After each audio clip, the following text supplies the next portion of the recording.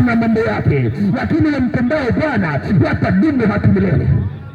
Na apendaye dunia na mambo yake, kumpenda Baba hakuna ndani yake. Nataka kukwambia yaliyomo duniani ni tamaa ya macho.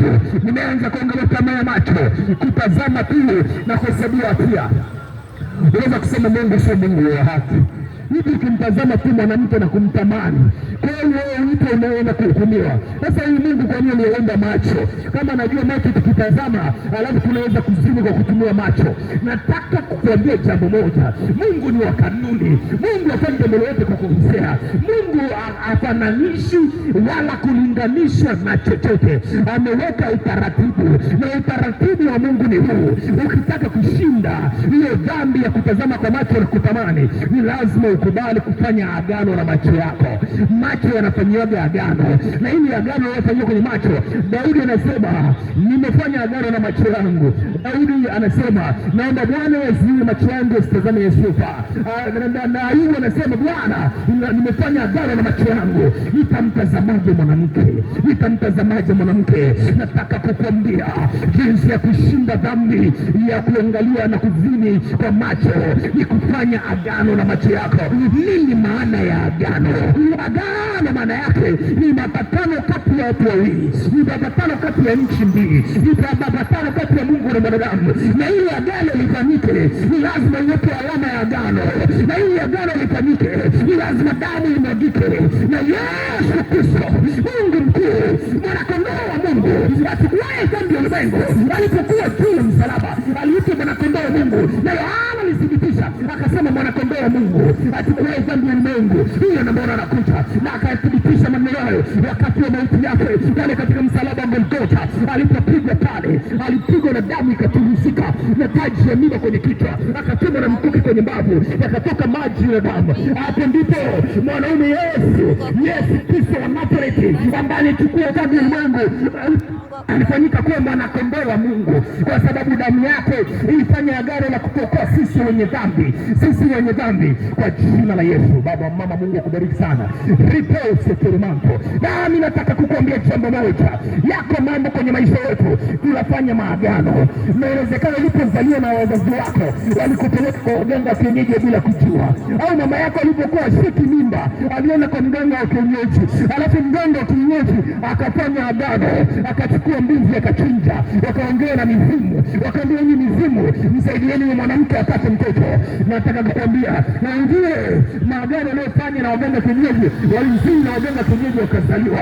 Hiyo ni siri ya mganga kienyeji na mama yako, hata baba yako hajui. Kwa hiyo inawezekana ni mtoto wa mganga kienyeji ukazaliwa kimaagano kwa namna hiyo ambayo sio sahihi. Na mimi nataka kukuambia, mimi kupanda kizaa ya haramu, lakini lazima mwenyewe amekuvuka. Mungu amehukumu mtu, Mungu anahukumu dhambi inaishi ndani ya mtu. Fanya maamuzi ukivuka, uachane na maagano ya miungu haya yanaweza kukusababisha wewe usimuone Bwana. Ambatana na agano lile bora kuliko agano lolote, damu ya Yesu Kristo wa Nazareti aliye hai, inayonena mema kuliko damu ya Habel. Hiyo damu ya Yesu, hiyo damu ya agano, hiyo damu ya agano jipya ilipomwagika, iliyoondolewa dhambi la watu wengi. Na hiyo ndio damu inaweza kukusaidia ukiipaka kwenye macho yako kama kijana, unapotoka asubuhi chumbani kwako, unapotoka kwenye nyumba yako, unapokwenda chuoni, au unapokwenda kazini, au unapokwenda kwenye mishughuliko yako. Hiyo damu ya Yesu unaiachilia kwenye macho, unafanya agano nayo. Ukimwona mwanamke amevaa hata nguo za chumbani wewe ukiwa mjane, haitakusumbua, kwa maana agano la damu ya Yesu ina nguvu kuliko dhambi, ina nguvu kuliko uasherati, ina nguvu kuliko chochote. Haitakusumbua, hata ni itakusumbua. Ukimwona kama alivyozaliwa haitakusumbua, kwa maana nishafanya agano na macho yako. Kama vile anavyosema Ayubu, nimefanya agano na macho yako. Na wewe kumtazama mwanamke. Bwana Yesu Kristo asifiwe. Haleluya, haleluya. Iko njia ionekanayo kuwa imesaa machoni pa mtu. Vijana tuna kanuni ya kujihesabia haki na kujisemea maneno yetu wenyewe. Hapa ni lazima nitatoboa, Hapo wazee wa dini wa shamba tu wamepitwa na wakati. Nataka kukwambia ili ufanikiwe ni lazima usikilize ile kutangulia, na watu waliofanikiwa ni wale wanaofuata njia za wale ambao wamewatangulia, ambao wamefanikiwa. Sasa wewe huwezi kufanikiwa kwa akili zako mwenyewe, ni lazima upate maongozi, kama alivyokuwa Timotheo. Yule kijana mdogo Timotheo akaandika pale akasema, angalieni Timotheo alilelewa na mikono ya bibi yake Loisi, na mama yake alikuwa anampenda Mungu, kwa maana alipata maongozi mazuri ya kimungu. Ndio maana Biblia inasema mlee mtoto katika njia mpasayo, naye hata iacha atakapokuwa mzee. Leo tumesahau malezi kwa watoto, leo tumesahau malezi kwa vijana. Tunailalamikia serikali, serikali itusaidie. Watu wanavaa vibaya, serikali itusaidie. Wezi umekuwa wengi, tusibebeshe mzigo wa serikali usiokuwa wa kwake. Sisi wakina baba na kina mama tumesahau nafasi yetu ya kukaa na mabinti na vijana wetu na kuwaambia ninyi sasa kuwa Watanzania sawasawa. Mtanzania mwenye maadili anatakiwa avae nguo za kumsitiri mwili wake. Mtanzania mwenye maadili anatakiwa achukue mali isiyokuwa ya kwake. Mtanzania mwenye maadili anatakiwa arudi nyumbani kwa muda unaotakiwa, asifishe muda. Lakini wazazi tunanyamaza kimya. Mtoto anaporudi nyumbani na mimba, unaanza kuwa mkali, unaanza umekosea mama, umechelewa sana, msamaki mkunje angali mbichi. Leo unaanza kumkunja samaki alishakauka, utamvunja tu. Haleluya! Mungu atusaidie wazazi. Mungu atusaidie sana wazazi. Mungu atusaidie sana wazazi. Ninampenda sana kumsikiliza Yeremia.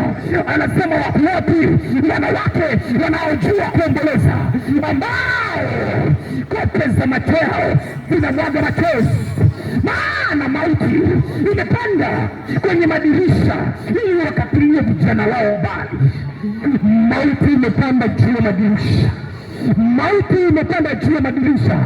Vijana sikilizeni, mauti haina msamaha na mtu yoyote. Mauti haijui kwamba wewe una hela, mauti haijui kwamba wewe una mke, mauti haijui kwamba wewe ni mtu mwema.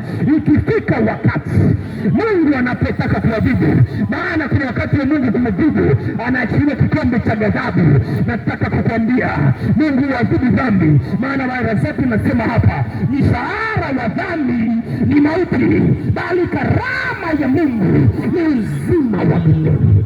Karama ya Mungu ni uzima wa milele.